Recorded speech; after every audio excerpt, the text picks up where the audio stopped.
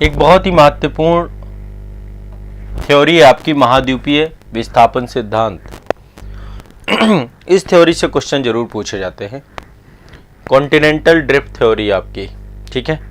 और ये थ्योरी महासागर और महाद्वीपों की उत्पत्ति की व्याख्या करती है। महाद्वीपों और महासागरों की उत्पत्ति की व्याख्या करती है। महाद्वीप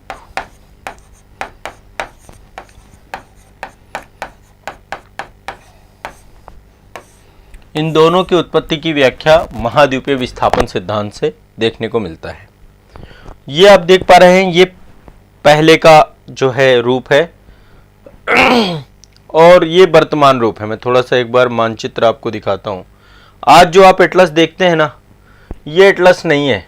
आज का एटलस ये एटलस नहीं है। आज का एटलस ये एटलस नहीं है।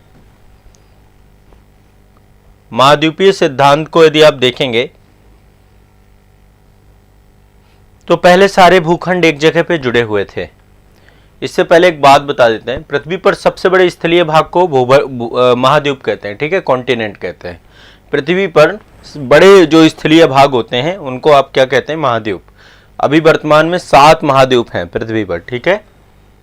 8वें महाद्वीप की बात हो रही है कि जीलैंडिया महाद्वीप भी है, बट जीलैंडिया को लेकर अभी बातें हैं। बस 7 महाद्वीप हैं आपके, ठीक है। और जो बृहद जलीय क्षेत्र होता है उसको महासागर कहा जाता है। तो वर्तमान में 4 महासागर हैं। बहुत सारे लोग 5 महासागर भी कहते हैं क्योंकि दक्षिणी सागर को भी काउंट किया जाता है, लेकिन 4 बड़े महासागर हैं आपके, प्रशांत महासागर, हिंद महासागर। तो जो ये रूप था, आज वर्तमान में आप मैप को देखते हैं, वो मैप ऐसा नहीं था और ना ये मैप ऐसा रहेगा फ्यूचर में, ना ये मैप ऐसा फ्यूचर में रहेगा। ये भी ध्यान रखना है, मतलब ऐसा रूप होगा ही नहीं, ये तो बनने की प्रक्रिया है। आज इस रूप में है, कल का रूप और बदल सकता है, पहले का रूप दूसरा था। तो ये हमें देखने को मिलेगा, इसको हम एक बार देखेंगे सारी चीज़ों को। तो महाद्वीप ज़्यादातर आपके उत्तरी गोलार्ध में ज़्यादा पाए जाते हैं, ठीक है, और महासागर दक्षिणी गोलार्ध में ज़्यादा पाए जाते हैं। मतलब महासागरों का विस्तार दक्षिणी गोलार्ध में ज़्यादा है और महाद्वीपों का विस्तार उत्तरी गोलार्ध में ज़्यादा है, वर्तमान की बात करें तो, ठीक है। तो महासागर और महाद्वीपों का वर्तमान रूप बना कैसे और आने वाले समय पे कैसे ये आपका जो है रूप बदल जाएगा, ये चीज हमें देखना होगा। यदि हम परसेंटेज के तौर पे देखें तो 29% आपका महाद्वीप है और लगभग 71% आपका महासागर है, ठीक है। 29% महाद्वीप है और 71% महासागर है। तो कॉन्टिनेंटल ड्रिफ्ट थ्योरी का एक बहुत बड़ा योगदान हो जाता है, जिसके थ्रू हमें महासागर और महाद्वीपों के बारे में पता चलता है। वैसे तो ये पूरा जो सिद्धांत है, एक वैज्ञानिक है अल्फ्रेड वेगनर, उनके द्वारा इस सिद्धांत के बारे में बात की गई। उनके द्वारा ये सिद्धांत जो है आपका दिया गया, अल्फ्रेड वेगनर के द्वारा पूरा का पूरा सिद्धांत दिया गया। लेकिन अल्फ्रेड वेगनर से पहले भी बहुत सारे वैज्ञानिक थे जिन्होंने इस थ्योरी के लेकर के काम किया, ठीक है, बहुत सारे वैज्ञानिक थे। लेकिन मुख्य तौर पे 1912 में जर्मनी के वैज्ञानिक थे अल्फ्रेड वेगनर। उन्होंने जो है वो एक जलवायुवेत्ता थे और उन्होंने जो है इस समस्या के बारे में बताया कि कैसे ये आपका पहले एक ही भूखंड हुआ करता था, जो कालांतर में समय के साथ साथ ये आगे बढ़ता गया और इसका रूप जो है बदलता चला गया। अब इसको जो है मैं एक बार थोड़ा सा आपको समझाता हूँ कि अल्फ्रेड वेगनर ने क्या कहा, ठीक है। ये किसने दिया है? जर्मनी के वैज्ञानिक है अल्फ्रेड वेगनर। इनका जिक्र करना जरूरी है। जब कभी भी आप महाद्वीपीय विस्थापन सिद्धांत के बारे में आंसर राइटिंग करेंगे तो आप इनका जिक्र जरूर कीजिएगा, ठीक है। ये एक जलवायुवेत्ता थे, जलवायुवेत्ता थे, जर्मनी से थे। तो इन्होंने कहा कि जो महाद्वीप हैं ये गतिमान है, स्थिर नहीं है, ये गतिशील है और पहले ये एक जगह पे जुड़े हुए थे। जो एक भूखंड था उसको पेंजिया कहते थे, ठीक है। इन्होंने कहा कि जो कार्बोनिफेरस युग था, कार्बोनिफेरस युग में सभी स्थल आपस में जुड़े हुए थे और जो एक बड़ा भूखंड था इसको पेंजिया कहा जाता था, ठीक है। आप देख पा रहे होंगे आकृति में, ये भूखंड पूरा एक जगह एक साथ जुड़े हुए हैं, सारे के सारे, अलग अलग महाद्वीप नहीं थे, सब एक साथ जुड़े हुए थे और ये विशाल भूखंड को पेंजिया कहा जाता था। तो चूंकि एक ही बड़ा भूखंड था तो एक ही बड़ा महासागर भी था। सुपर ओशन था, वो सुपर ओशन को क्या बोला जाता था? पैंथलाशा कहा जाता था। ठीक है, पैंजिया के चारों तरफ जल भरा हुआ था, इसको हम क्या बोलते थे? पैंथलाशा। पैंथलाशा का मतलब होता है जल ही जल। पैंजिया का मतलब होता है स्थल खंड। पैंजिया का मतलब क्या होता है? स्थल ही स्थल, स्थल खंड। और पैंथलाशा का मतलब होता है जल ही जल। अब आप देखो ये सब नाम जो है ना वैज्ञानिकों ने ही दिए हैं। जल ही जल था पहले, ये बात है कार्बोनीफेरस इरा की। ठीक है, अब इन्होंने कहा कि समय के साथ जो है कई सारी पावर्स ने, कई सारे फोर्सेस ने, कई सारे बलों ने काम किया जिसके कारण से ये आपस में विखंडित हो गए और ये एक दूसरे से दूर जाने लग गए। पैंजिया का विखंडन हुआ और पैंजिया दो भागों में बन गया। ये आप देख रहे हैं, ये पैंजिया है, पैंथलाशा है। अब यहां पे पैंजिया के विखंडन को लेकर पहले मैं आपको बता देता हूं, और इसके लिए इन्होंने प्रमाणित भी किया है कई सारे माध्यमों से। आप ये वाली मानचित्र देखिए, पहले पैंजिया था, इसके बाद पैंजिया दो भागों में विखंडित हुआ। तो पैंजिया जो है, इसका जो उत्तरी भाग था इसको हम बोलते हैं लॉरेंसिया। लॉरेंसिया भी कहा जाता है, या इसका दूसरा नाम होता है अंगारा लैंड। अंगारा लैंड। और जो नीचे वाला हिस्सा है इसका नाम है गोंडवाना लैंड। क्या नाम है इसका? गोंडवाना लैंड। तो गोंडवाना लैंड में कई सारे स्थल जुड़े हुए हैं और यहाँ पे अंगारा लैंड में कई सारे बॉडीज आपस में जुड़ी हुई हैं। ठीक है, अंगारा लैंड और गोंडवाना लैंड। और इनके बीच की जो जलराशि है इसको टेथिस सागर कहा गया। जो बीच की जलराशि इन दोनों के, इसको बोला गया टेथिस सागर। बताएं भाई, कोई दिक्कत हो तो धीरे धीरे सबको समझ में आ जाएंगे।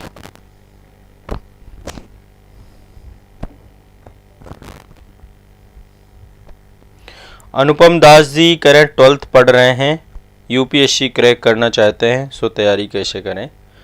अभी तो देखो 12th है तो बच्चा 12th को पहले पास करो, है ना। पहले अपने बोर्ड एग्जाम को प्रायोरिटी रखो, और बोर्ड एग्जाम के बाद देखो जो बच्चे 12th में हैं, हो सकता है आपके घर में भी हों, आपके आसपास भी हों, मेरा पहला सलाह ये रहता है कि आप अपना 12th अच्छे से करिए।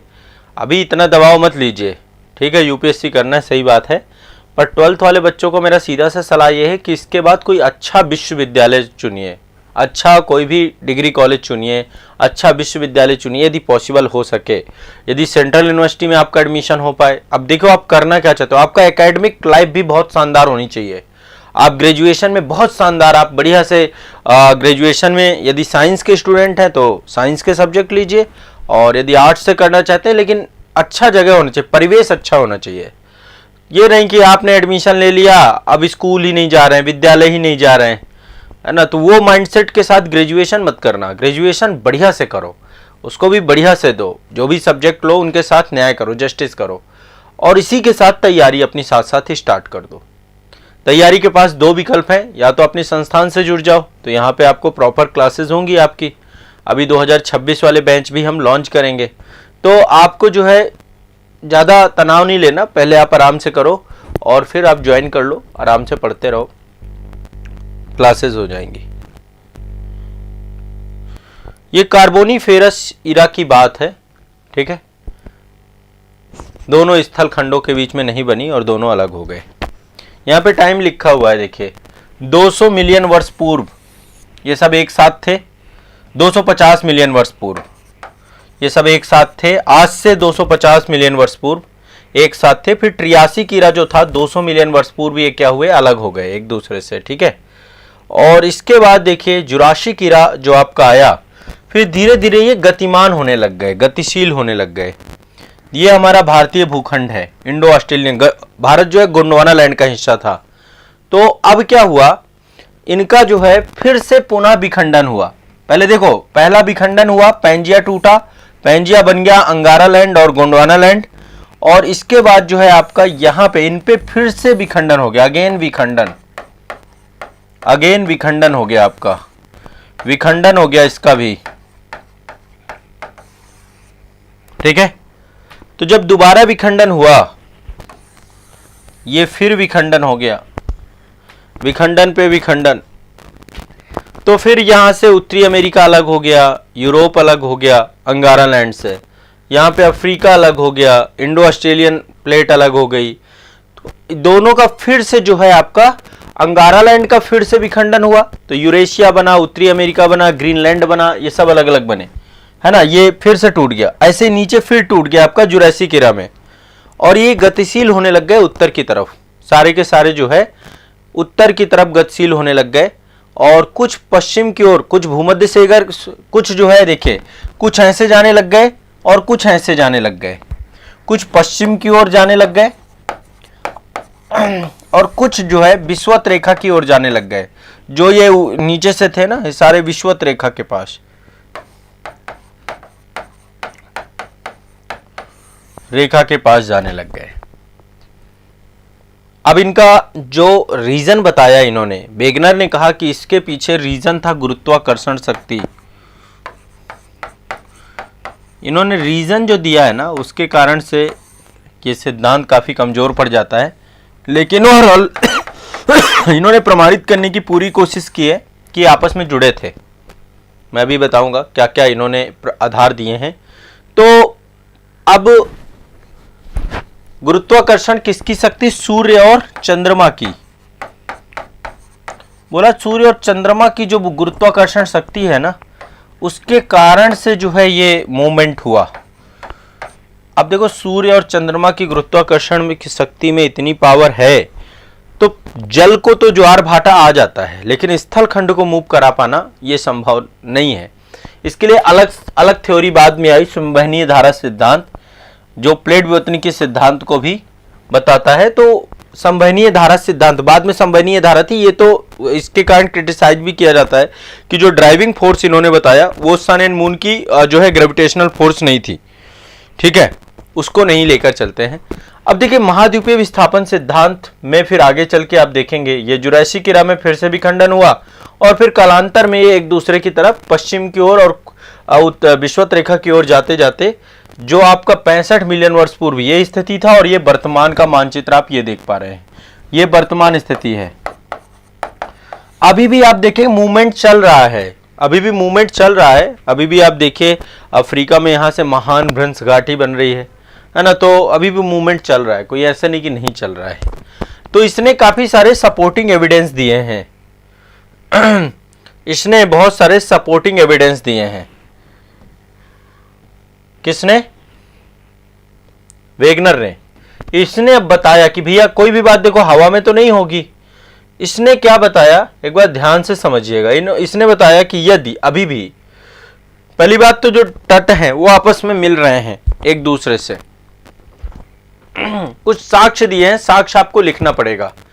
तट रेखाओं की आकृति जुड़ रही है। इन्होंने कहा कि यदि दक्षिणी अमेरिका को अफ्रीका के साथ जोड़ दिया जाए तो जुड़ जाएगा। जिग्सा फिट बोलते हैं इसको, जिग्सा फिट।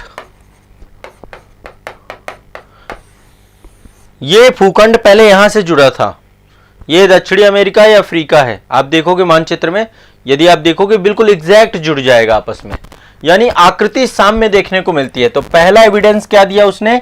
जिग्सा फिट का, आकृति साम्य का एविडेंस दिया कि यदि हम महाद्वीपों को काट करके उनको फिट करें तो फिट हो जाएंगे, सब एक दूसरे के साथ जुड़ जाएंगे, आकृति साम्य। तो ये क्या करता है, ये प्रमाणित करता है कि पहले एक दूसरे के साथ जुड़े हुए थे, ये भूखंड यहां से टूटे होंगे और फिर इस कारण से।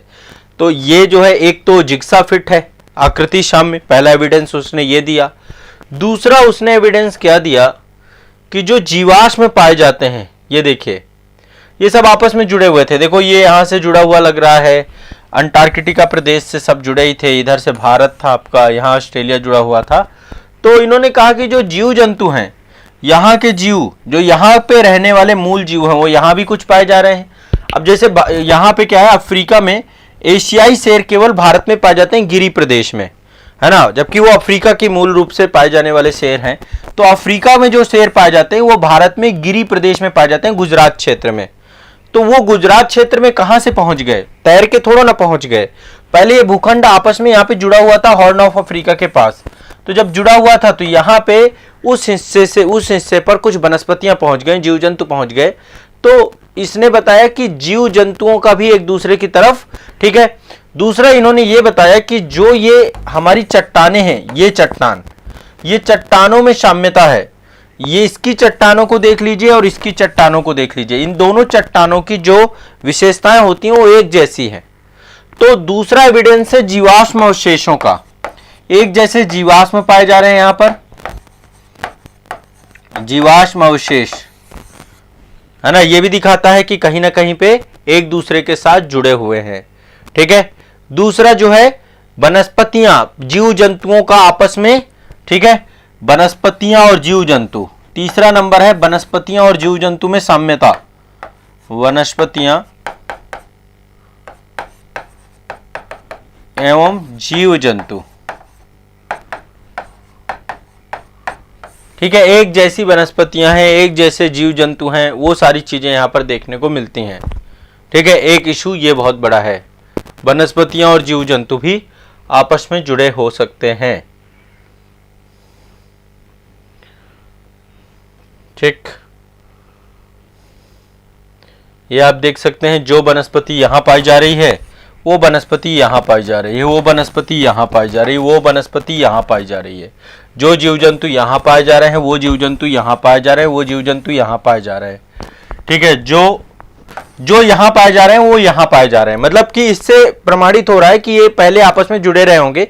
इसी कारण से जो है इसके बाद जो हिमानीकरण है, हिमयुग के भी लक्षण दिखाई देते हैं। कार्बोनिफेरस युग में जो हिमयुग आया होगा, हिमानीकरण का प्रभाव लगभग सभी महाद्वीपों में देखने को मिलता है। तो यहां पे चौथा कारण है हिमानीकरण का प्रभाव, हिमानीकरण का प्रभाव।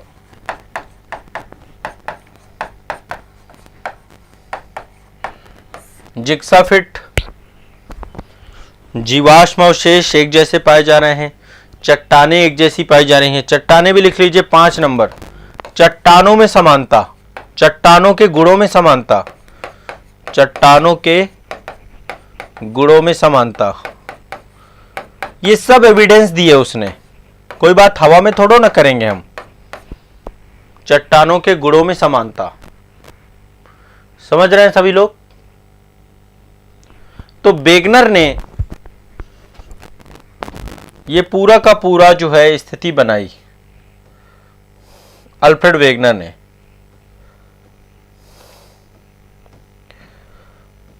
अब अल्फ्रेड वेगनर ने जब सब कुछ बताया कि भैया महाद्वीप आपस में जुड़े हुए थे, एक क्रांतिकारी बात है और क्या है।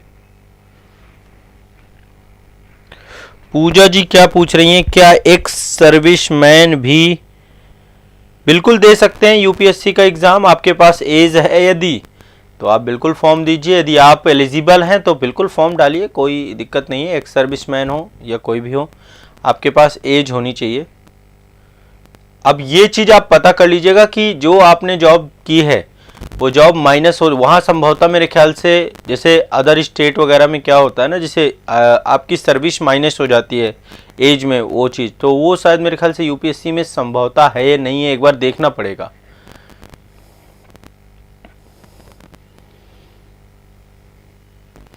सूरज कुमार जी कह रहे हैं सर जी सब ऊपर ऊपर से जा रहा है। सूरज कुमार जी पहली बार पढ़ रहे हैं क्या? ये पहली बार पढ़ रहे हैं आप महाद्वीपीय विस्थापन सिद्धांत? बहुत सिंपल सी बात है, पहले सब एक जगह जुड़े थे पैंजिया और पैंथालासा के तौर पे, फिर इनमें विखंडन हुआ। विखंडन का कारण उसने ग्रेविटेशनल फोर्स बताया कि सूर्य और मन के ग्रेविटेशनल फोर्स ने इनको आपस में तोड़ दिया, और तोड़ करके फिर ये उत्तर की दिशा की ओर प्रवाहित होने लग गए और वर्तमान मानचित्र में आ गए। और इसमें बहुत सारे एविडेंस दिए उसने, प्रमाण दिए। बस इतनी ही बात तो है, इसमें समझने जैसा कुछ क्या है? इसमें कुछ समझने जैसा है ही नहीं। उसने बताया पहले सब एक जगह जुड़े थे, फिर उसने बताया उनमें हो गया विखंडन। अब जब उनमें विखंडन हो गया तो विखंडन होने के बाद जो है वो बस बहुत सिंपल है, इसमें इतना सोचना ही नहीं है, इसमें बात ही इतनी ज़्यादा नहीं करनी है। इतना चिंता मत करिए।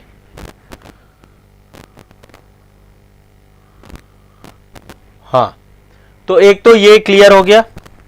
अब आगे चलते हैं, ये वाला मैंने जीव जंतुओं का भी आपको बता दिया। तो वेगनर ने बताया कि इनकी प्रवाह दर के बारे में नहीं बताया। कई आप देखो इसने क्या किया, पहली बात तो वेगनर ने जो इसका ड्राइविंग फोर्स बताया, इसके गति के लिए इसने गुरुत्वाकर्षण बल को जो बताया वो सही नहीं था। वो बाद में फिर सही भी किया गया। संवहनीय धारा सिद्धांत आया, उसके तहत बताई गई थ्योरी की संवहनीय धाराओं के कारण से पृथ्वी के नीचे जो गैसेज हैं वो और जो प्लेटें हैं, प्लेटों का जो संचलन होता है वो मैं आपको अलग से एक सेशन में बताऊंगा। तो पहली बात तो यदि हम क्रिटिसाइज करें तो क्रिटिसाइज करने का कारण है कि प्रवाह की दर नहीं बताई इसने, कि प्रवाह किस दर से हुआ, प्रवाह की दर नहीं बताई। ठीक है, पहली बात तो प्रवाह की दर नहीं बताई। दूसरा, दिशा को भी सही तरीके से नहीं बताया कि किस डायरेक्शन पे प्रॉपर हुआ।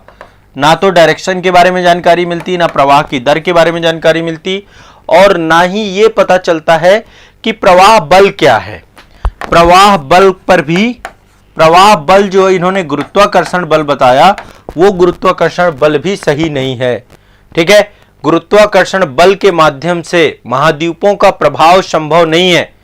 ठीक है, इसलिए जो है इस मामले में आप क्रिटिसाइज कर सकते हैं इसको। ठीक है, अब ये पूरा का पूरा जब हुआ, महाद्वीपीय विस्थापन सिद्धांत आया, उसके बाद ही प्लेट विवर्तनिकी थ्योरी आपकी आती है, संवहनीय धारा सिद्धांत आता है, वो हैरी हेस के द्वारा दिया जाता है। उस पर मैंने बात पहले भी आपको कर दी है। तो अब यदि मान लो कोई क्वेश्चन आपको दिया जाए और इससे 100% आप मान के चलिएगा क्वेश्चन आता ही है महाद्वीपीय विस्थापन सिद्धांत से, तो क्वेश्चन सिंपल सा है, क्या महाद्वीपों का विस्थापन होता है? यदि हां, तो वेगनर ने इसे किस प्रकार प्रमाणित किया है, स्पष्ट कीजिए। यह है क्वेश्चन।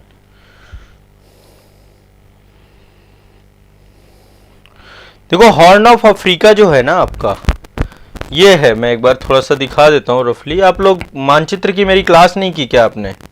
मैपिंग में तो मैंने सब कुछ पढ़ा रखा है ना। ये है हॉर्न ऑफ अफ्रीका, अफ्रीका की सींग, ये हॉर्न ऑफ अफ्रीका है। इसमें जिबूती है, इरिट्रिया है, सोमालिया है ना। ये है आपका हॉर्न ऑफ अफ्रीका। पहले यहां से भारत जुड़ा हुआ था।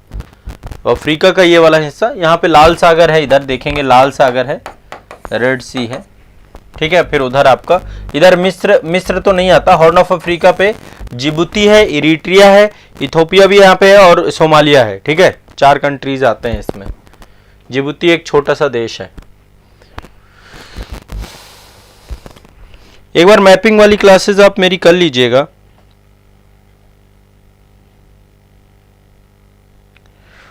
शुभम कुमार जी कह रहे हैं सर, हमने तो फिजिकल ज्योग्राफी की क्लास नंबर 11 में आपसे पढ़ा था ऑनलाइन बैच में। हाँ, ऑनलाइन बैच में पढ़ा चुका हूं मैं। यहाँ तो मैं रिवीजन के तौर पे आप ले सकते हैं कि इसको देख लीजिए, अगेन आप एक बार पढ़ लीजिए।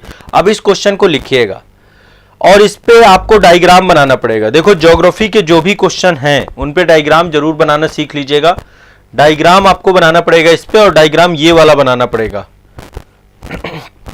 बता रहा हूं कौन सा, जिसमें 5-6 फोटो है ना लगातार, ये वाला पहला नंबर। ये डायग्राम ऐसे 4-5 बनाने पड़ेंगे। पहला ये है, फिर दूसरा पेंजिया टूटेगा तो गोंडवाना और अंकारा लैंड, फिर इसके बाद जुराशी कीरा, फिर इसके बाद ये, और फिर इसके बाद वर्तमान। 1 2 3 4 5 डायग्राम आपको ये बनाने पड़ेंगे, तब जाके ये बेहतर हो सकेगा। हो सकता है जिक्सा फिट वगैरह का भी यदि आप बना सकते हो तो जिक्सा फिट वगैरह का आप उसमें एविडेंस में बना दीजिए, नंबर अच्छे मिलेंगे। यदि बिना डायग्राम के आप इसको लिखेंगे तो नंबर नहीं मिलेंगे आपको। तो जो भी आंसर राइटिंग करिएगा डायग्राम बना के कीजिएगा, और इसका डायग्राम याद कर लीजिए, परीक्षा में पूछा जाएगा तो आप करोगे इसको। हाँ, इंट्रोडक्शन में पहले आप महाद्वीपीय विस्थापन को समझाइए। कैसे समझाएंगे? देखो, शुरुआत ही आप यहां से करिएगा कि जब आपको लिखना है, लिखिएगा पृथ्वी पर सबसे बड़े भाग जो होते हैं, स्थलीय भाग को महाद्वीप कहते हैं। पहले महाद्वीप को परिभाषित करिए।